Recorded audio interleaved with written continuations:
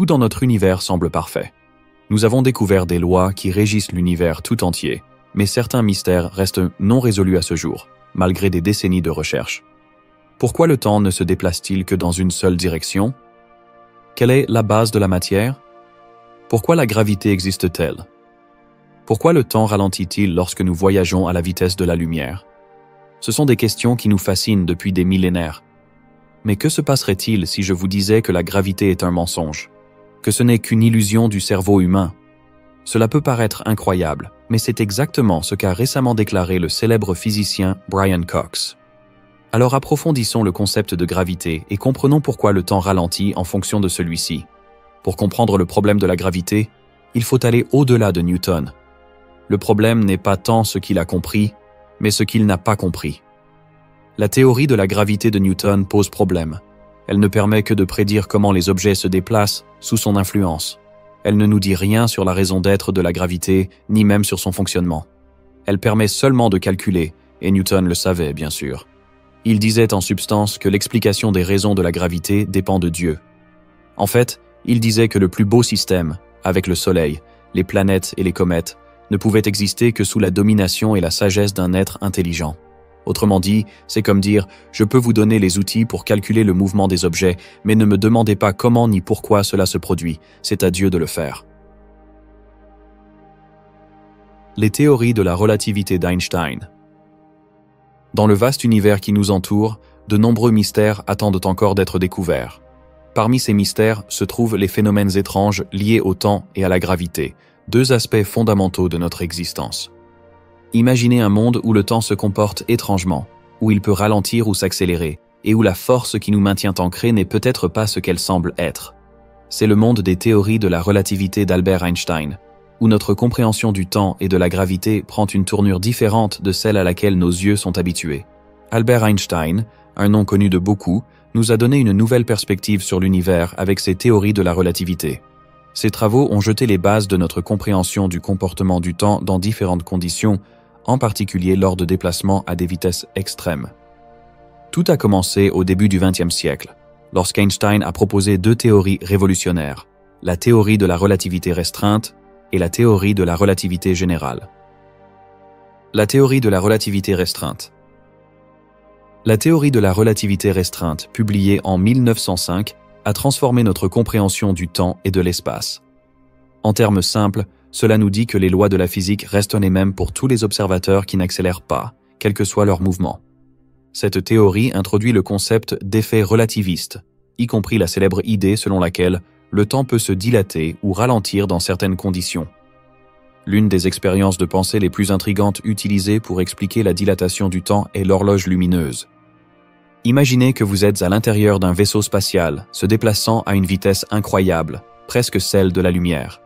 À l'intérieur de ce vaisseau se trouve un faisceau de lumière emprisonné entre deux miroirs, rebondissant d'un côté à l'autre, tandis que chaque miroir le reflète. Pour un observateur à l'intérieur du vaisseau spatial, la lumière semble voyager en ligne droite. Cependant, pour un observateur extérieur, qui ne se déplace pas avec le vaisseau spatial, les choses sont différentes.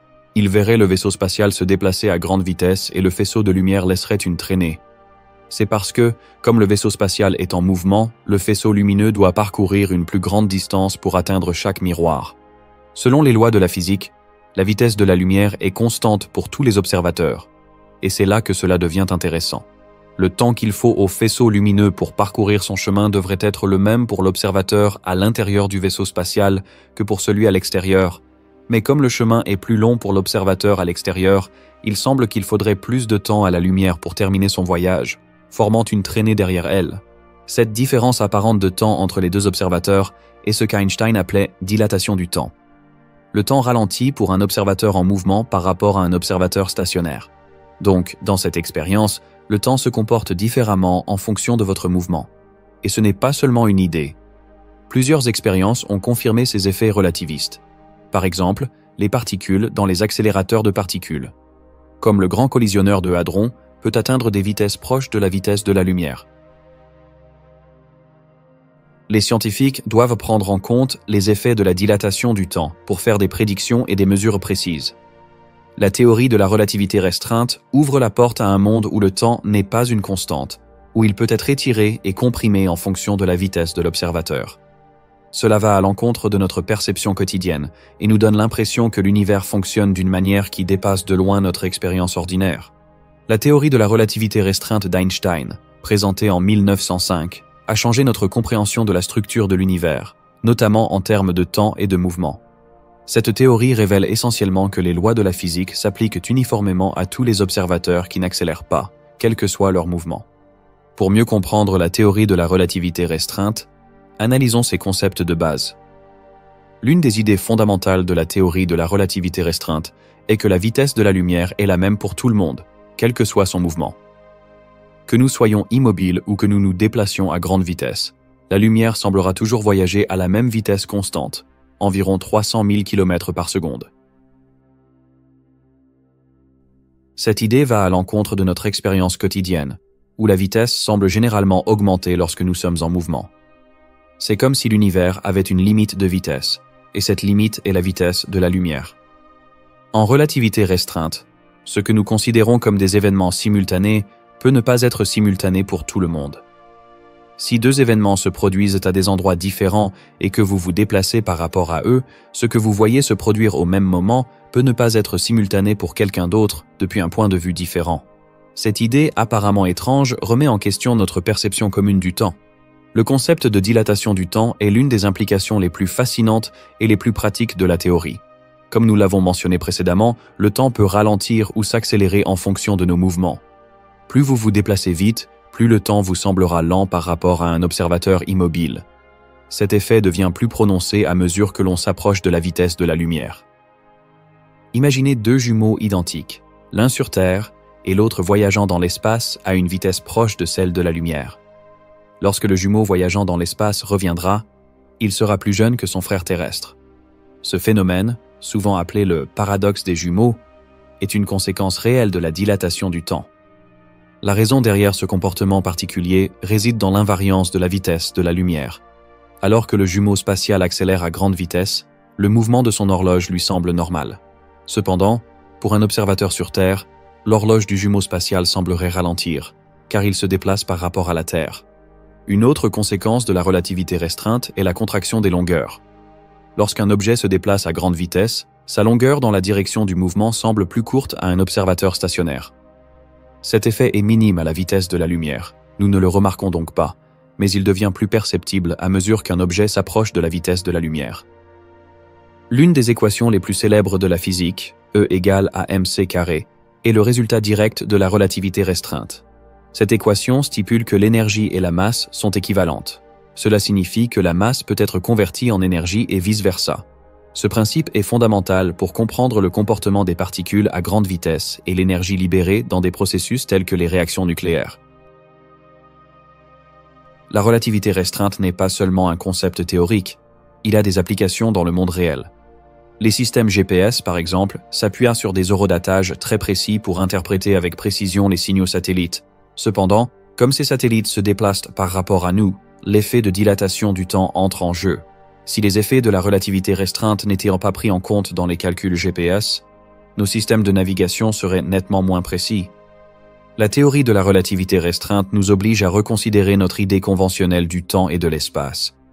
Elle démontre que l'univers fonctionne d'une manière qui défie l'expérience quotidienne, montrant que le temps n'est pas un concept absolu, mais relatif, influencé par le mouvement. Cette constance de la vitesse de la lumière et la relation entre l'énergie et la masse sont des idées centrales qui ont été confirmées par de nombreuses expériences. La théorie de la relativité générale. Plongeons maintenant dans la théorie de la relativité générale, un autre concept révolutionnaire introduit par Albert Einstein en 1915. Cette théorie nous emmène dans le monde de la gravité, révélant le lien profond entre elle et la structure même de l'univers. À la base, la théorie de la relativité générale remet en question le concept classique de la gravité comme une force qui agit à distance, attirant des masses. Au lieu de cela, il présente la gravité comme une conséquence de la courbure de l'espace-temps. Cette idée est plus simple qu'il n'y paraît. Pour comprendre la relativité générale, nous devons considérer l'univers comme une entité à 4 dimensions, combinant les 3 dimensions de l'espace avec celles du temps. Espace-temps à 4 dimensions, les objets massifs, tels que les étoiles, les planètes, et même vous-même, font que l'espace-temps se courbe autour d'eux. Cette courbure est ce que nous percevons comme la gravité. Imaginez l'espace-temps comme un immense tissu flexible. Lorsque vous placez un objet massif comme la Terre dessus, l'objet enfonce ce tissu. Si vous placez un objet plus petit, comme une balle, près de la Terre, la balle roulera le long de la pente du tissu vers la Terre. C'est analogue à ce qui se passe lorsqu'un objet est influencé par la gravité. Ce n'est pas une force mystérieuse, elle suit simplement la courbure de l'espace-temps. La relativité générale fournit une explication puissante du mouvement des corps célestes dans notre système solaire. Il prédit correctement les orbites des planètes, comme la trajectoire elliptique que suit la Terre autour du Soleil. La vieille idée de la gravité comme force qui tire sur les objets n'expliquait pas entièrement ces mouvements orbitaux. Mais le concept d'espace-temps courbe le fait. L'une des confirmations les plus frappantes de la relativité générale s'est produite lors de l'éclipse solaire de 1919, lorsqu'Arthur Eddington a dirigé une expédition pour observer la courbure de la lumière des étoiles causée par la gravité du Soleil. Selon la théorie, la présence massive du Soleil déformerait le chemin de la lumière provenant d'étoiles lointaines, les faisant apparaître légèrement décalées par rapport à leur position d'origine pendant l'éclipse. Les observations correspondaient aux calculs d'Einstein, renforçant la validité de la théorie. Tout comme le mouvement affecte le temps dans la relativité restreinte, la gravité a également un impact sur le temps. Dans les régions de forte gravité, le temps passe plus lentement que dans les régions de gravité plus faible. Cela signifie que si vous étiez proche d'un objet massif, comme un trou noir, votre horloge fonctionnerait plus lentement que celle d'un objet situé loin. La relativité générale introduit le concept de trous noirs, qui sont des régions de courbure gravitationnelle extrême.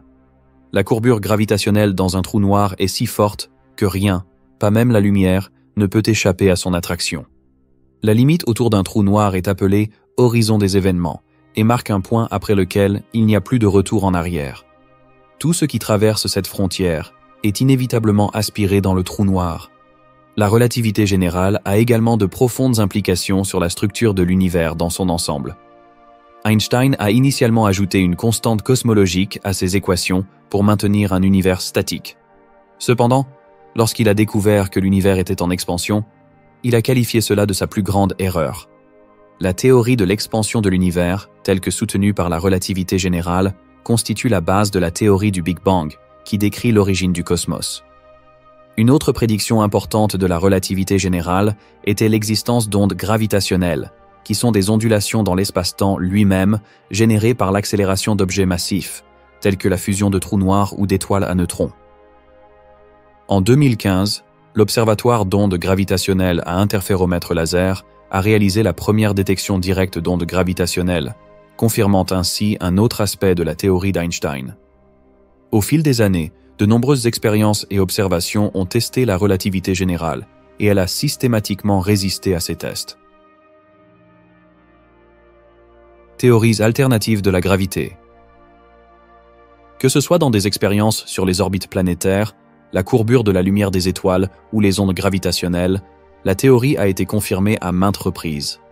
Ainsi, l'affirmation selon laquelle la gravité est un mensonge peut paraître choquante, voire absurde, compte tenu de sa solide réputation dans le domaine scientifique et de notre propre expérience dans notre vie quotidienne. Cependant, dans le monde de la physique, il y a toujours eu place au débat, au désaccord et à l'analyse de théories alternatives. Il n'est pas rare que les scientifiques remettent en question des théories largement acceptées. Dans le cas de la gravité, des voix dissidentes s'élèvent pour remettre en question la compréhension traditionnelle de cette force fondamentale. Leurs arguments s'articulent autour de théories alternatives, dont certaines cherchent à remplacer ou à modifier notre compréhension de la gravité. L'une des théories alternatives les plus connues est la dynamique newtonienne modifiée, également appelée MOND, qui suggère qu'à de faibles accélérations, la gravité se comporte différemment de ce que prédit la gravité newtonienne traditionnelle. Selon cette théorie, il n'est pas nécessaire d'utiliser la matière noire pour expliquer le comportement des galaxies. Au lieu de cela, la théorie propose que la gravité devient plus forte à de très faibles accélérations. Un élément clé du débat autour de la gravité concerne la matière noire et l'énergie noire.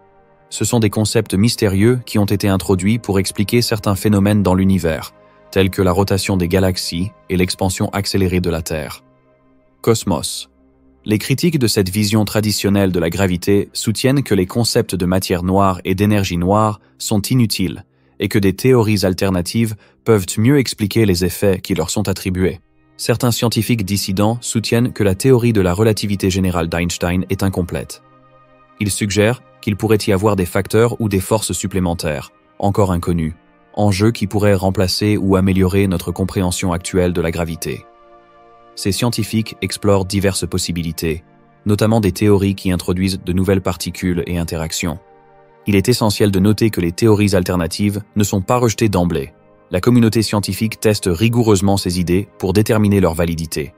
Des expériences, des observations et des calculs sont menés pour voir si ces théories peuvent expliquer les mêmes phénomènes que ceux expliqués par l'hypothèse officielle. Dans la théorie d'Einstein, nous avons un espace à 4 dimensions où il est impossible de remonter le temps. La vitesse de la lumière s'y prête. On peut même imaginer des trous de verre et d'autres solutions permettant de traverser le temps pour prendre un raccourci. Stephen Hawking a développé un concept appelé conjecture de protection de la chronologie, selon lequel, d'un point de vue physique, l'univers doit avoir un sens.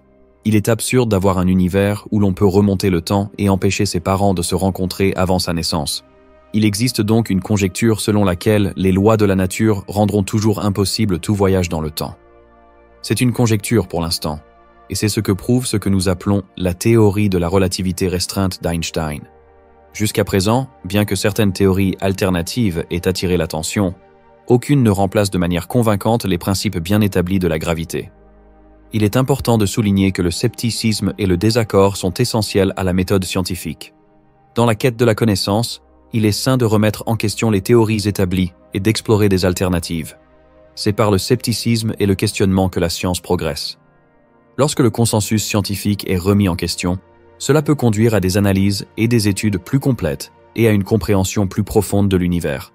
Malgré les défis et les théories alternatives, la gravité telle que décrite par la relativité générale reste la théorie dominante et la plus réussie à ce jour. C'est parce qu'il a systématiquement passé de nombreux tests et explique avec précision une variété de phénomènes, des orbites planétaires à la courbure de la lumière des étoiles causées par des objets massifs. C'est la simplicité et l'exhaustivité de la relativité générale qui la rendent si difficile pour déloger. Les implications pratiques des théories d'Einstein. Comme nous l'avons vu, la théorie de la relativité restreinte d'Einstein introduit le concept de dilatation du temps, où le temps se comporte différemment en fonction de son mouvement. Voyons maintenant comment cette théorie a des implications réelles et pratiques, notamment dans le contexte des voyages spatiaux.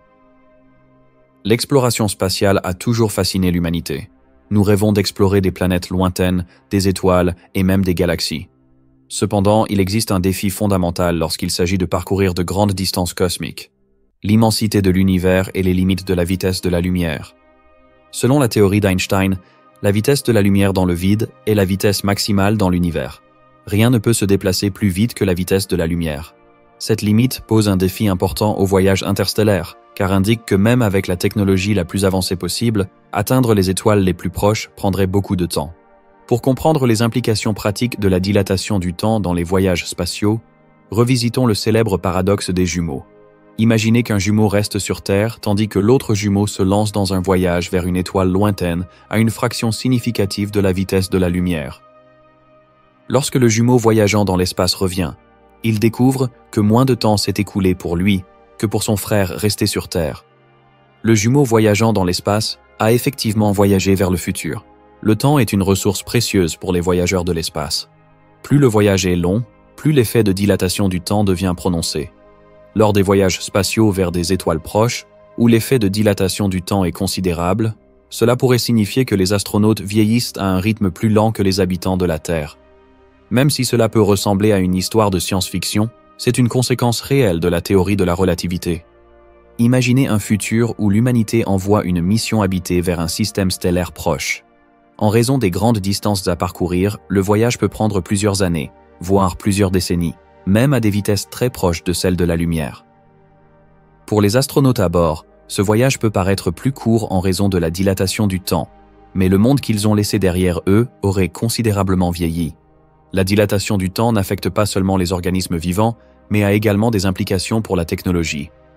Les systèmes informatiques et les dispositifs de communication à bord du vaisseau spatial devront prendre en compte les effets de la dilatation du temps pour garantir leur précision et leur fonctionnalité. Les voyages dans l'espace à des vitesses relativistes présentent de nombreux défis pratiques.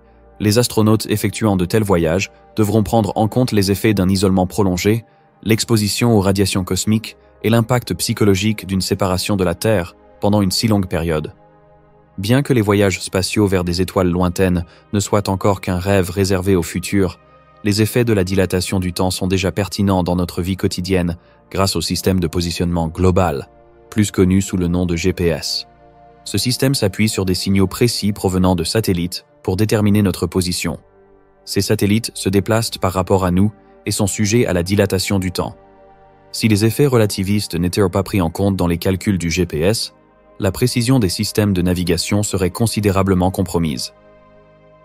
Pourquoi le temps voyage-t-il dans une seule direction? Maintenant, explorons pourquoi le temps ne voyage que dans une seule direction.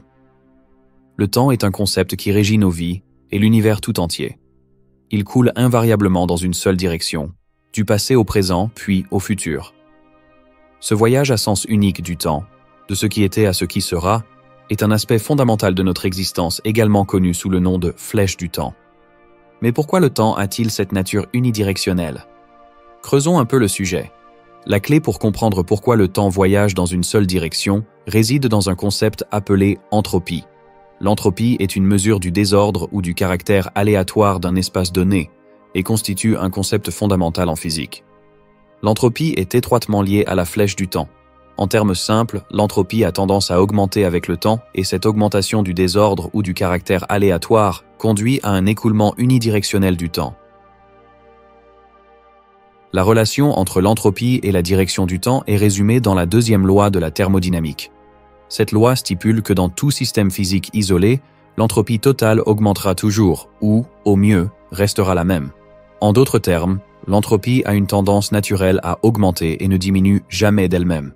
L'entropie est partout autour de nous, et ses effets sont facilement observables. Prenons par exemple un jeu de cartes parfaitement disposé dans l'ordre. Au fil du temps, si nous mélangeons les cartes, elles deviennent désordonnées et aléatoires. L'ordre initial avait une faible entropie, tandis que les cartes mélangées avaient une entropie plus élevée. La transformation spontanée de l'ordre au désordre est une manifestation de la flèche du temps.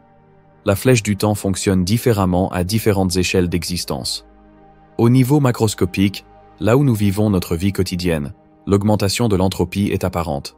Nous observons la glace fondre en eau ou le contenu d'une tasse de café se mélanger et devenir désordonné.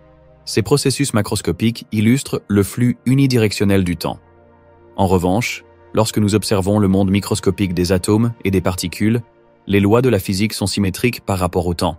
Cela signifie qu'au niveau microscopique, les processus sont réversibles. Si vous regardez un enregistrement de particules entrant en collision, puis que vous lisez la vidéo à l'envers, vous ne pourrez pas faire la différence. Ce phénomène est connu sous le nom de symétrie d'inversion du temps. La contradiction apparente entre la réversibilité du monde microscopique et l'irréversibilité du monde macroscopique découle du concept de conditions initiales. Le monde macroscopique est le résultat du grand nombre de particules et de leurs interactions complexes. Les conditions initiales de ce monde complexe conduisent à l'émergence d'une flèche du temps unidirectionnelle. Le concept de progression unidirectionnelle du temps ne se limite pas aux expériences quotidiennes. Elle s'étend à l'échelle cosmique. L'univers lui-même présente une direction temporelle dans son évolution. Le Big Bang, qui marque le début de l'univers observable, est un excellent exemple de la flèche du temps. L'univers n'a cessé de s'étendre et d'évoluer depuis lors. Au moment du Big Bang, l'univers était dans un état d'entropie extraordinairement faible. L'expansion de l'univers a conduit à une augmentation de l'entropie sur des milliards d'années, créant des étoiles, des planètes et des galaxies à l'intérieur des galaxies. Cette progression naturelle du désordre croissant ou de l'entropie est la raison pour laquelle la flèche du temps dans le cosmos pointe vers le futur. La question se pose de savoir pourquoi l'univers a commencé dans un état d'entropie si faible. L'explication de cette asymétrie dans l'univers primitif reste une question ouverte en cosmologie et reste un sujet de recherche active. La mécanique quantique, la théorie qui régit le comportement des particules au niveau microscopique, joue un rôle important dans la compréhension de la flèche du temps. Il introduit le concept de fonction d'onde, qui décrivent les probabilités de trouver des particules dans divers états. Ces probabilités évoluent au fil du temps et sont généralement symétriques dans le temps. Cependant, lorsque nous observons un système, nous réduisons la fonction d'onde à un état spécifique, introduisant ainsi un élément d'irréversibilité. La flèche du temps ne se limite pas à la physique ou au cosmos. Cela s'étend également à nos expériences subjectives. Notre cerveau traite les informations selon une séquence spécifique, des souvenirs passés au moment présent jusqu'à l'anticipation du futur. Cette flèche cognitive du temps est étroitement liée à notre perception de la flèche du temps dans le monde extérieur. La nature unidirectionnelle du temps soulève également d'importantes questions philosophiques sur le fondement de la réalité. Cela remet en question nos intuitions et notre compréhension de la causalité. Nous avons tendance à percevoir le passé comme quelque chose de fixe et le futur comme quelque chose d'ouvert aux possibilités. Cette structure inhérente au temps façonne notre vision du monde et les décisions que nous prenons. La flèche du temps est fondamentale pour notre existence. Il définit nos expériences, la progression de nos vies et notre compréhension de l'univers. Sans la flèche du temps, notre réalité serait très différente. Nos actions n'auraient aucune conséquence et la causalité serait impossible.